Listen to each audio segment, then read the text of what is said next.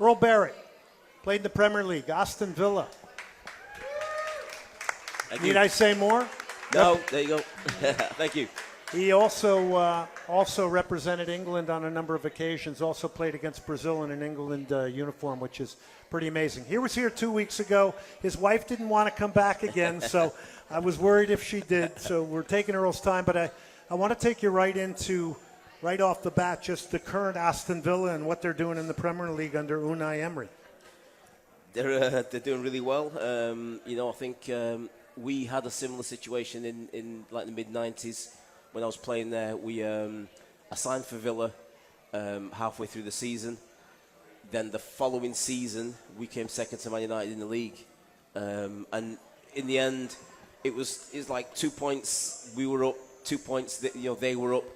But in the end, because of their experience, they actually won the league by about 10 points. Now, I hope that doesn't happen this time round. I hope Aston Villa certainly will get one of the top two positions. I do think Arsenal will win it. And then I've got to probably side with Manchester City to win the second spot. And then hopefully Aston Villa can keep in third. But I do think Chelsea, I've got something to say in this. I think, the other teams, not quite as dominant, not quite as consistent with their performances. But now Chelsea have got Cole Palmer back. I do think they will have something to say as well. Yeah, new manager as well, doing very well. There you go, yes. Yeah. Talking to Earl Barrett. Now, the other thing I want to tell you about Earl when it comes to community, Earl is involved in player development here in Houston with the Rise Soccer Club. So, like I mentioned before, this was tonight a real cross-section of everything soccer in Houston, from supporters groups to people in player development to former pro coaches to former pro players. So just give me an overview from your perspective, your lens. You grew up very, very differently when it came to player development in England. Just give me a broad perspective, a general perspective of what goes on here in America. And listen, pay to play, it's all a part of it. We know that. So we have to accept those things, development to winning, pressure. Your thoughts? So you want my perspective on America or England? On the well, you can compare it, but now that you've been here a while, you're maybe start with here in America, the player, the coaching, the setup. So, I mean, we spoke about it before. That there's a perception that the older players should have the best coaches, but it should be the other way around. Really, it should be the younger players have the best coaches, because at those fundamental stages, the players need to be at a high level with their skills. Now, what I see over here is that players play the game, young players play the game, and sometimes it's more about the winning than it is the skills. And so because of that, I go to games and I see players, the ball comes to them and they just bash the ball as hard as they can. And even as a little kid, that's not good play. But people say, great, well done, that's really good. It's actually not good play. I'd rather see them get on the ball, lose the ball, and the opposition scores, than just bash the ball, because I don't really know what they're getting from that. So that's like a panic situation. But if they get the ball and they try and take people on, no matter where it is, now they're trying to execute the skills that they've learned in training. So I think that's a massive difference. In the UK, that's what they concentrate on. So consequently, when they get to the older ages, the skill side of it is kind of set. It's just done, and I've seen. I remember seeing an under-15s team where a defender got the ball pretty much to the side of his goal, but on his goal line. I don't know what he did.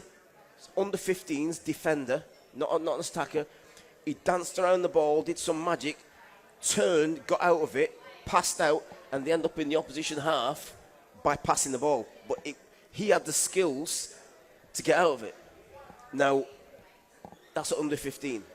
So to be able to do that, now, when you get to that age, it's a case of limit danger, don't take risks, so on and so forth. But he obviously fancies himself, and he thought, I've got skills. I can get out of this. And so he got out of that with his But his own coach personal has skill. to encourage this, right? Without doubt. Without mean- doubt. But, and then obviously after that, there's got to be a way of playing and so on and so forth. But, you know, I'll say younger ages, they need to learn skills. It's not just about kicking the ball, kick and rush. It's got to be skills. And if you get through that, and yes, you know, listen, let's not make no mistake. We all like to win. Kids like to win. You know, it's part of the game, because if kids don't win, they probably lose sight of the game and fall out of love Well, with the you game want a them to little win bit. enough. Win You enough. also want them to lose. Win enough. Because you have to have the ability to then look at a game you've lost and learn from it. Yeah. And you do want disappointment, because disappointment's a part of player development. But I would just say to that, the balance is important, right? Like, you win every game, you need disappointment, and that's still a hard sell to parents. Yeah, adversity. It's adversity, you know, and I think the best players, they will go through the most difficult times on the field, off the field, but still want to play and still want to execute what they've learned in training, or try and execute what they've learned in training. So that adversity thing is really important.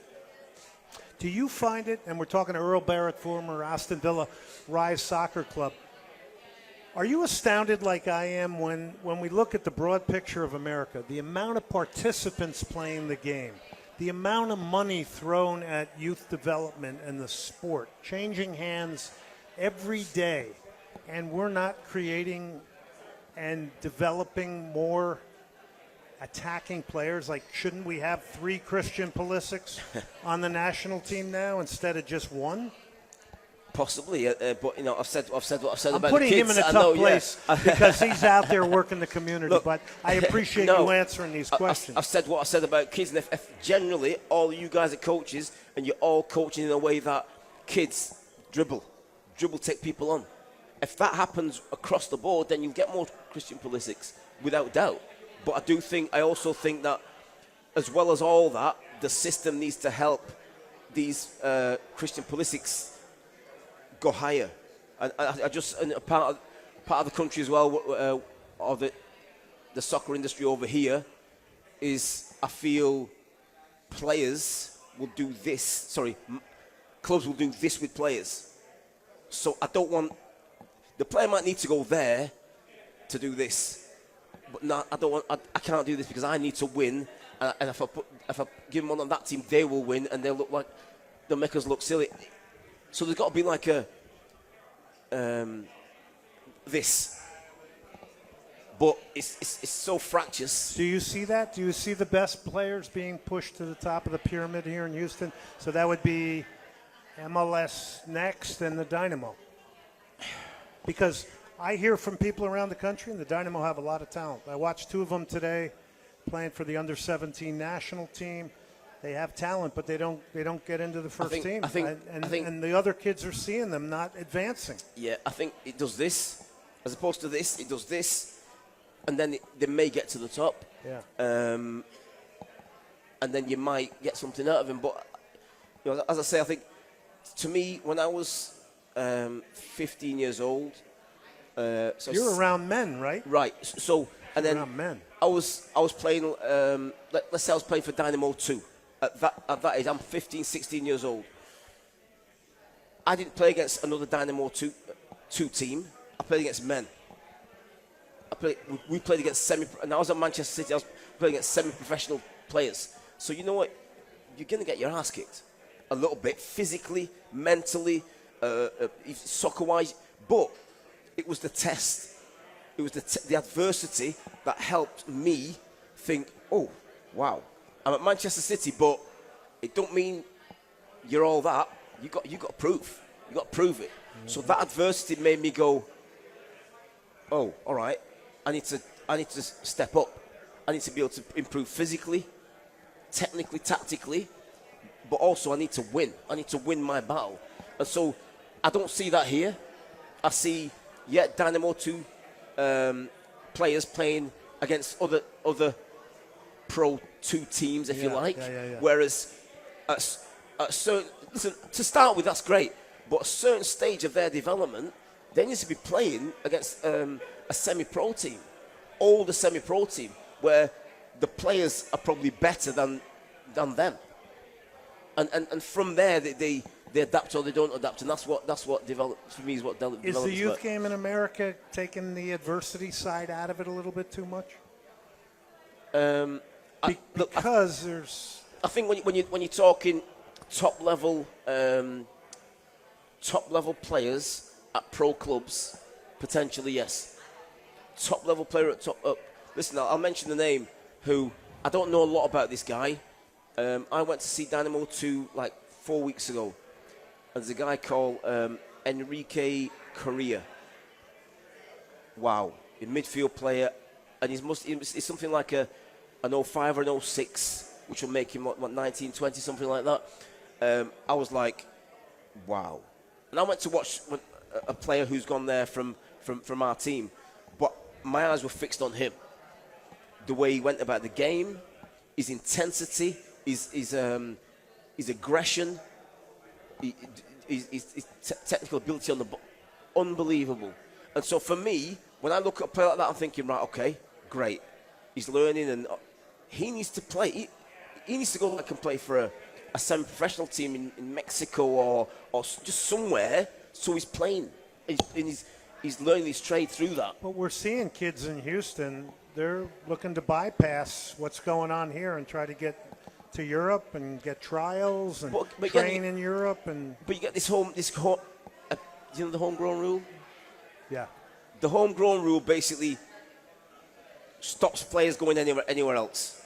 That's the homegrown rule. So if there's a player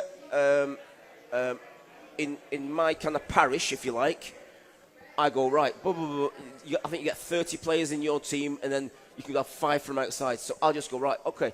And I put them on this list. So you as a player, you can't go and do anything anywhere else. So I don't get that. Because now it also stunts the investment in the academies of pro teams, because if they know they can keep people here, then you might be less willing to invest in them. You may not go get the best coaches.